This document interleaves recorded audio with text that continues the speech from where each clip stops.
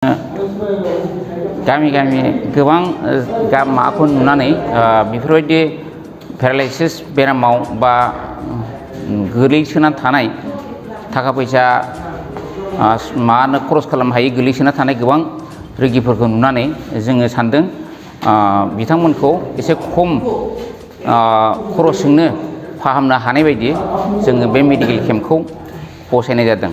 थारमाने सासे आंनि बिगुमै जायो असिम मण्डल होननाय बिथांनि दारै आं माखासे सिकित्साखौ बिदिनो गामि बेरायफानानै फाहामनो मोनफानाय बायदि जादों।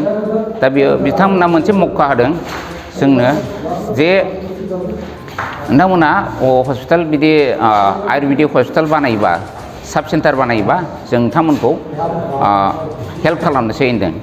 दा बे हिसाबै जोङो बिथांमोनखौ जोङो रायज्लायनानै माखासे मोनसे ट्रास्ट बानायनाय जादों बड'लेण्ड हेल्थ केयार सेन्टार होननाय जेनेबा बेनि दारै जोङो माखासे बे आसनिफोरखौ बाव सोफानानै जोङो दिनैनि बे केम्पखौ थांनाय डिसेम्बर 4 थारिखआव अरुप कुमार दे बिथां आरो माधव सेत्री सारखौ लानानै नैबे केम्पखौ अपेनिं खालामनाय जादों। बेखौ जोङो मास मोनसे फार्स्ट नायग्रोगोन।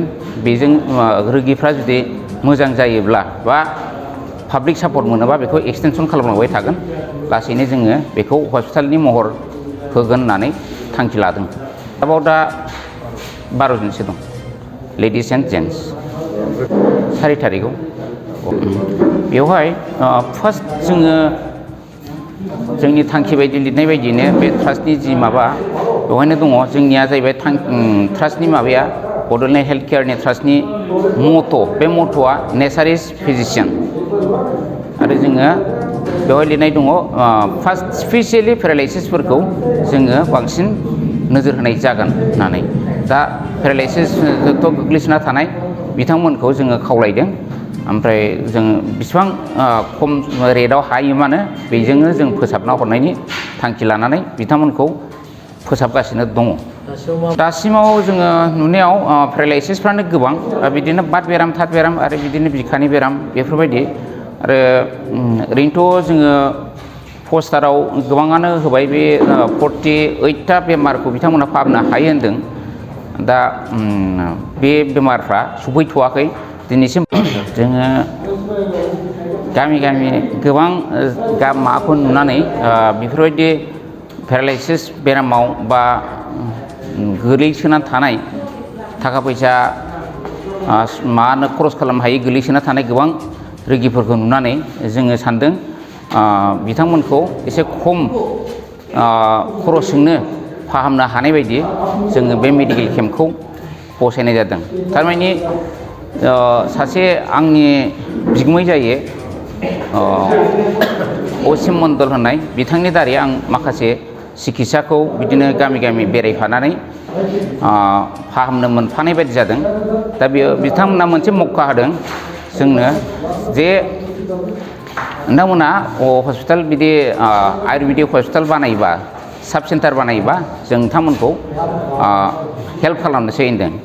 दा बे हिसाबै जोङो बिथांमोनखौ जोङो रायज्लायनानै माखासे मोनसे ट्रास्ट बानायनाय जादों बड'लेण्ड हेल्थ केयार सेन्टार होननाय जेनेबा बेनि दारै जोङो माखासे बे आसनिफोरखौ बाव सोफानानै जोङो दिनैनि बे केम्पखौ थांनाय डिसेम्बर 4 थारिखआव अरुप कुमार दे बिथां आरो माधव सेत्री सारखौ लानानै नैबे केम्पखौ अपेनिं खालामनाय जादों। बेखौ जोङो मास मोनसे फार्स्ट नायग्रोगोन। बेजों रोगिफ्रा जुदि मोजां जायोब्ला बा पाब्लिक सापर्ट मोनोबा बेखौ एक्सटेनसन खालामलांबाय थागोन। लासैनो जोङो बेखौ हस्पिटालनि महर होगोन होननानै थांखि लादों। आरोबाव दा 12 जनसो दं लेडिस एन्ड जेन्टस 4 थारिखआव बेवहाय फार्स्ट जोङो जोंनि थांखि बायदि लिरनाय बायदियैनो बे ट्रास्टनि जि माबा बेवहायनो दङ जोंनिया जाहैबाय ट्रास्टनि माबाया बड'लेण्ड हेल्थ केयारनि ट्रास्टनि मट' बे मट'आ नेचार इज फिजिशियान आरो जोङो बेवहाय लिरनाय दङ फार्स्ट स्पेसियेलि पेरालाइसिसफोरखौ जोङो बांसिन नोजोर होनाय जागोन होननानै दा पेरालाइसिसथ' गोग्लैसोना थानाय बिथांमोनखौ जोङो खावलायदों ओमफ्राय जों बिसिबां खम रेटआव हायोमानो बेजोंनो जों फोसाबना हरनायनि थांखि लानानै बिथांमोनखौ फोसाबगासिनो दङ। दासिमाव जोङो नुनायाव पेरालाइसिसफ्रानो गोबां बिदिनो बात बेराम थात बेराम आरो बिदिनो बिखानि बेराम बेफोरबायदि आरो ओरैनोथ' जोङो पस्टाराव गोबाङानो होबाय बे 48टा बेमारखौ बिथांमोना फाहामनो हायो होनदों। दा बे बेमारफ्रा सफैथ'वाखै दिनैसिम बांसिनैनो 48टा बेमारखौ बिथांमोना फाहामनो हायो होनदों। दा बे बेमारफ्रा सफैथ'वाखै दिनैसिम बांसिनैनो पेरालाइसिस बेरामा सफैदों आरो जोङो बे सामथाइबारि बिसडिसि नि कमिउनिटि हलखौनो जोङो मोनथ'नाय जादों दानसेनि थाखाय आरो थानो थाखाय बे भेटेनारि हस्पिटाल मा खालामथ'नाय जायाखै गभर्नमेन्टआ बेखौ जोङो बेवहाय डक्टरफोरखौ थाहोथ'नाय जादों बा बिथांमोनखौ बेखौनो खावलायहरनो सानो बिथांमोना गावसोरनि बिसासखौ लानानै गावसोरो नायफैयोब्ला जों बेवहाय हानायमानिखौ हेफाजाब होगोन।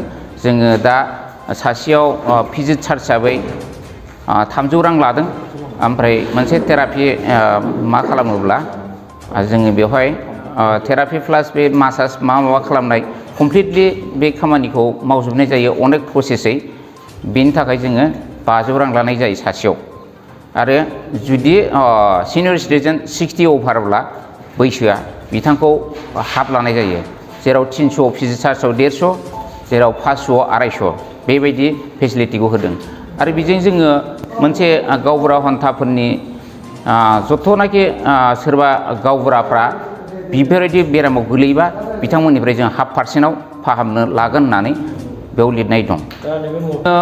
डाइरेक्टरा फैनानै बुंफैनाय मथेबा लकेल PHC नि माबाया मा होनो साबसेन्टार बै PHCआनो होनोना बिथांमोनहा नायफैदों नायफैनानै जोंखौ डाइरेक्सन होदों आरो कमप्लिटलि बेखौ कर'नानि नेमखान्थिफोरखौ मानिनानै सोलिनाय बायदियै जों सोलिदों आरो जोङो लकेल थानाजों इनफर्म होबाय बिथांमोनखौबो जों चेकिं खालामफैदों सम आरो बिथांमोनाबो फैयो बा डक्टरनिफ्राय माबा लानानै थाङो आरो माबोरै फाहामदों मा खारनाव बेफोरखौबो बिथांमोना सोंनानै थाङो आरो सम भिजिट खालामफैनो जों खावलायदों।